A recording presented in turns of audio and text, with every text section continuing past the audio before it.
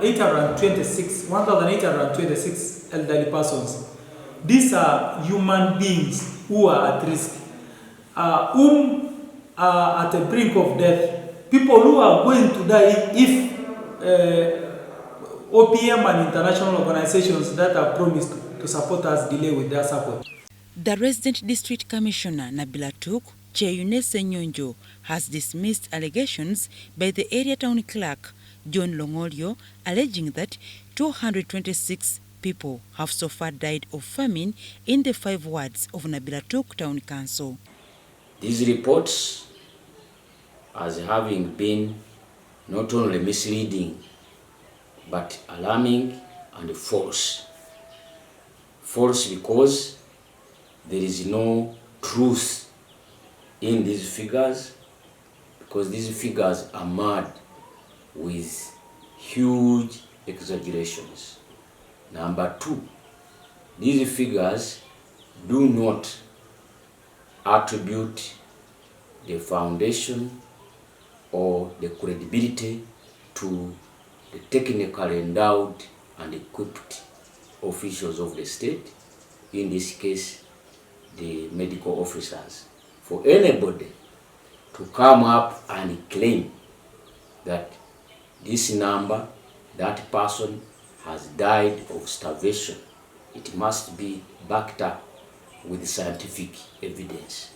As far as we are concerned, as the District Security Committee of Nabilatuk District, such proof has not been established.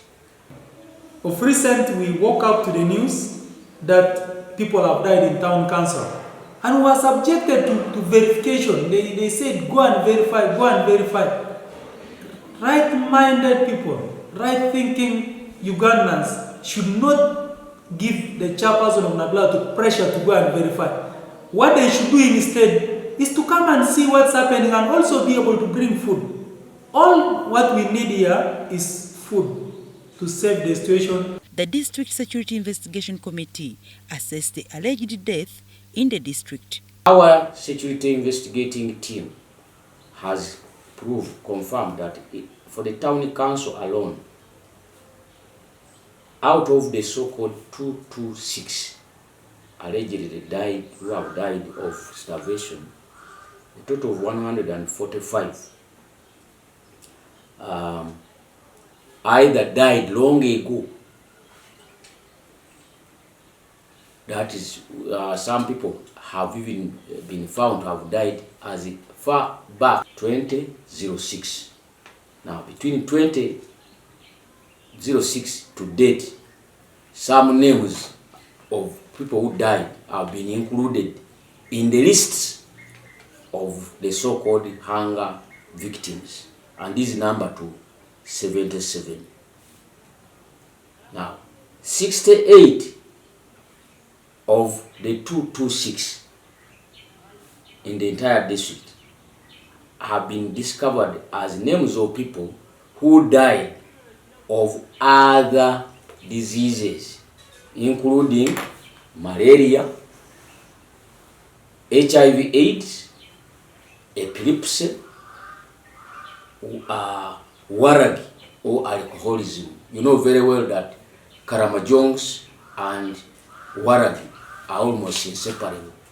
So there are people who die out of alcoholism, excess consumption of alcohol, and others have died of old age.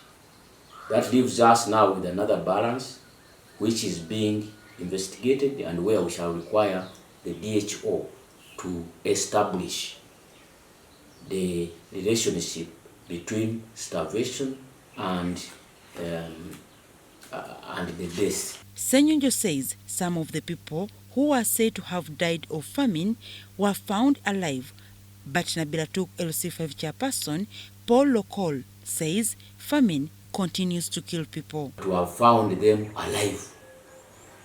I want to give an example from Lorachat sub-county.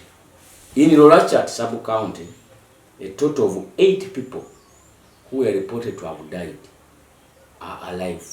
Our security team has moved and found them alive, confirming that the so-called reports about hunger have been a concoction and at worst an exaggeration. People are dying.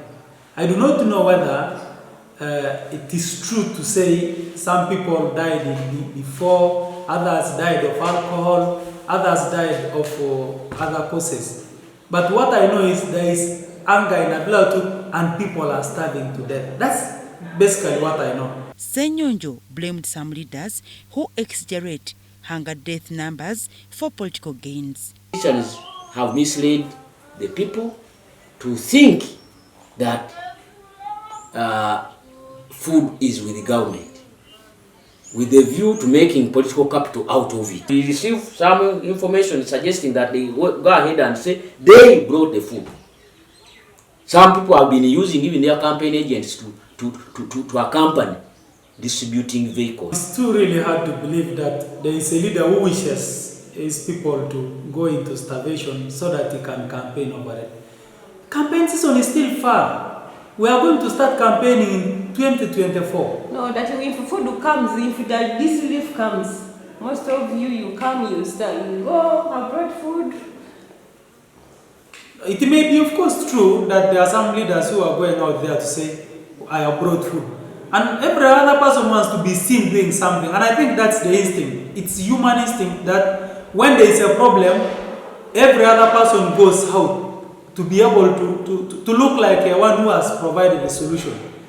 And for me as a district chairperson, I have seen that sometimes happening in my district. And I don't care. Local and the residents of Nabilatuk Town Council want government to provide more relief to affected families. When was that? When was that food given out? Last month. So right now, does she have anything to eat? Even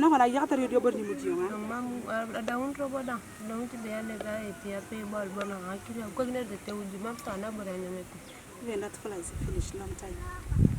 There's nothing, even though we enter in the house. What of us? Has she tried to cultivate this season? Aburawatan kipiyur amotunor boda kamara modun kipiyur bitolo kita ngita tanam bureta tadi. She has not done anything in terms of a Greek. She doesn't have in a garden. Kata was, how is she going to survive?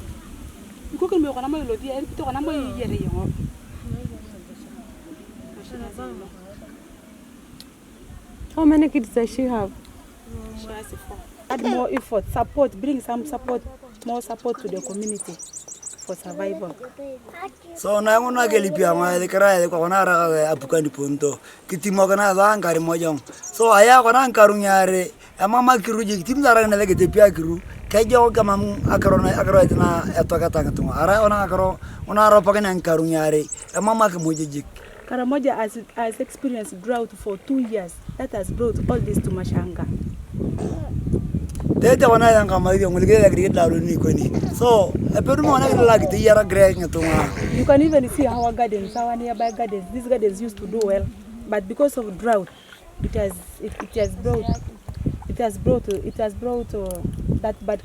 portrayed that bad condition. So ginger na bodo aguru nganya bali nyoko na ngirtira aguru ngakaro na yere da Karamoja nga. So I don't know if you're all open at a gipida, Kalopo to more Karamoja. Ebo me tepi Kampala, tepi Mbali, tepi Rongo. Another request is that I want the government at least to find ways of helping us, of addressing the drought, the prolonged drought that we always experience. Maybe in terms of irrigation system, such that we can, maybe when rain is not there, we can depend on that. Ani bona ngare ani ke ye la gugo ngana pero da ngara ga ninga tungalu ani kara nga chuma dang au tu kar janga chuma ngona pero da wa ko taringa garai ngenya nyai ni nyoy pakedo weting bor jalu chiglu tenu ga ngara ke dingulla. The government can also provide us with more boreholes so that it can help us water this the vegetables within spray vegetables within. We can put the vegetables with around the bowl. Kengarak ni do borigini. Na yata papa une So that thing kelipi. can also help them. Na yata papa une kelipi jek. E borichi amuna arda kopana. Amuna ya borini arai ni awo na gru. Tete ona didi undi kwana. Mamu to kana bayo didi undi kwana. Anta kana kwa artongo pia. What has brought all this problem of hunger? It is insecurity and rain. Tim to te pia gru. Kama mpaki chanta buganda. Kara jangine tumanan. Kita jage ki muj. Den dole mu jage ki muj ngarak nur. Tete ona ya kabele dulalo. Tete dulalo. Mawale kara iguana gini ake muj. If it was raining, we would not disturb the government because we'd be having food direct from our gardens, not depending on any other person else.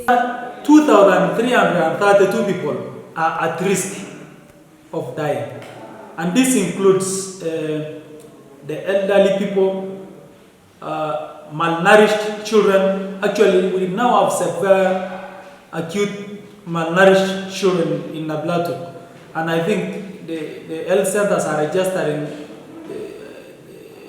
terrible cases, some of which they are really trying to say we need to maybe to find other units to refer to. So, and also at risk are persons living with HIV and TB patients. We have a number of people treatment clinic, and these are people we are saying who are at risk. Plus the 1,826 elderly persons. These are human beings who are at risk, whom are at the brink of death, people who are going to die if OPM and international organizations that are promised to support us delay with their support. People in Nabilatuk are in need of food. People in Nabilatuk are in need of, they need to be supported so that they can survive. We need to save this race which is in Nabilatuk, and maybe also the rest of Karamoja.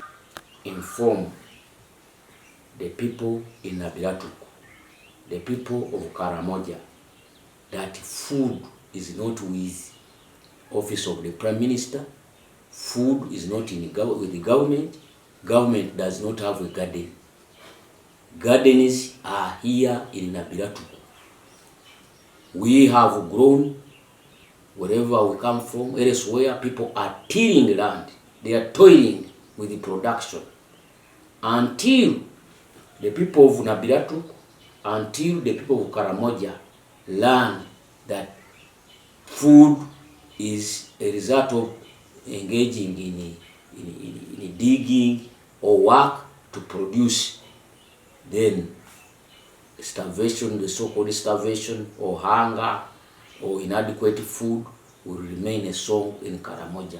I have moved in some places in Nabilatuk where I have seen some gardens of sorghum, but these gardens of sorghum are not commensurate to the numbers of the residents in this district, meaning that there are those who are engaged in production and others just are lazy.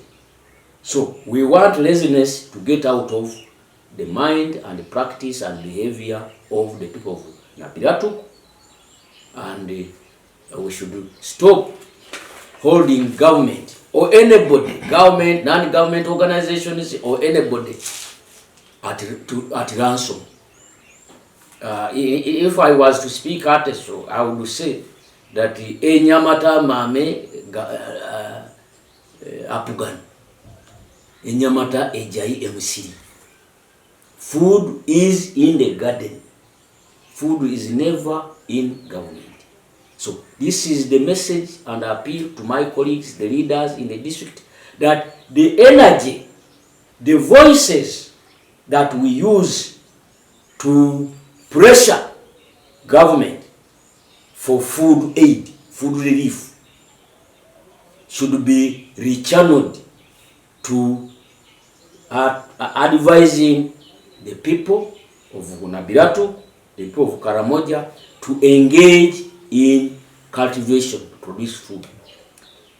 If the bad weather comes and destroys our food, that will be understood. But if it has not destroyed any garden, where do you have the basis to claim for relief? Relief over what? You did not dig. Now you are saying the bad weather. Bad weather on what? On grass? So we must rethink our viewpoints. We must rethink our attitude to save ourselves, to save the people of Nabilatuk, to save the people of Karamoja, of the embarrassment, because beggary is an act of embarrassment. Local wants government to improve security so that people can grow food. A result of purely insecurity. Of course, there are other aspects that are manageable within Karamoja. So, what do you do to improve food security in Karamoja? Invest on security. That's one. Two, invest on things that can change perspective. Let's invest on education. Let's invest on health, so that we improve our health outcomes, we improve our education outcomes, including attitudes of people, so that people can engage into diversification. I don't think there is, in these families of people who are educated, such as mine, a number of people who is dying is bigger compared to those whose relatives have not gone to school. Education can improve Karamoja, and so I want government and whosoever wants to redeem Karamoja to channel their energies into improving security and peace in Karamoja, and then investing on education and improving people's lives using the investments on health services. Since May this year, Nabilatuk district has received 4 deliveries which were distributed to the vulnerable people. We have received as Nabilatuk 237,000 kilograms of maize flour, 118,500 kilograms of beans, and this has gone to support up to 20,600 households in Nabilatuk. Of course, I should say, for every delivery, this has been made in about 4 deliveries and covering all the 6 sub-counties of Nabilatuk. First time covering only 2 sub-counties, the second time covering 4 sub-counties, and the third and this last time the food has covered, the food distribution covered all the 6 sub-counties. The fact that each sub-county has been allocated food relief, and basically beans and maize flour. Now, at first, they gave 5 lower local government units. That was Rolling Edward, Nabilatuk Town Council, Nabilatuk Sub-County, Natirai, and Koske. But later, another consignment came specifically for Lolachat. This was communicated by the Office of Prime Minister on 27th June 2022, where 20,000 kilograms of maize flour were sent to Lolachat sub-county alone, and 10,000 kilograms of beans were allocated the same sub-county. The Office of the Prime Minister guided on who should receive this food aid, and these were identified as the most vulnerable households. Now, the most vulnerable households included: 1, households headed by widows, the sick, the old, child-headed households, households headed by people living with HIV/AIDS, and persons living with disability. These were the priority people to receive, and this food was distributed. Now, I remember that in the first consignment of to the 5 sub-counties, for the 4 sub-counties and 1 town council, a minimum of 10 kilograms of maize flour was given to the household, and 5 kilograms of beans were given out. Now, ladies and gentlemen who care to understand these things, how much can 10 kilograms of flour, maize flour, help a household, a homestead, a Karamoja type of household? That's why we want to urge people to not to depend on aid, but to reconsider their position, to work hard and make sure that they depend on their own food where conditions can allow. Let there be effort to produce. Aria mune da ngine do angakria. Ambu aga ngar beta me blaya.